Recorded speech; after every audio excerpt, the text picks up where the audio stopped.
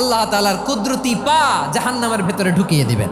জাহান্নামের সবচাইতে হালকা আযাব হলো ওই ব্যক্তির আযাব যার পায়ে দুটো জাহান্নামের আগুনের জুতা পুড়িয়ে দেয়া হবে। ওই আগুনের উত্তাপে তার মাথার মগজগুলো ভাতের মারের মতো টপ টপ টপ টপ করে বেয়ে বেয়ে পড়বে।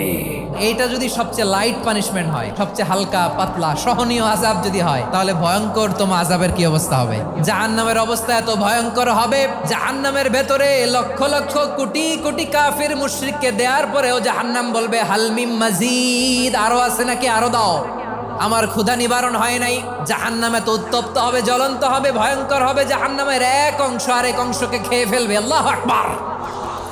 জাহান্নামের রক্ষী ফেরেশতারা কি করবে তারা নিজেরাও বুঝতে পারবে না। কোনো কিছুতেই যখন জাহান্নামকে শান্ত করা যায় না, আল্লাহ তাআলা তার কুদরতি পা জাহান্নামে ঢুকিয়ে দিবেন। দেওয়ার সাথে সাথে জাহান্নাম থেকে আওয়াজ আসবে, কাত বিইজ্জাতিকা ওয়া বিকারামিকা, আল্লাহ আপনার ইজ্জতের কসম, যথেষ্ট হয়েছে, আর লাগবে না। সুবহানাল্লাহ।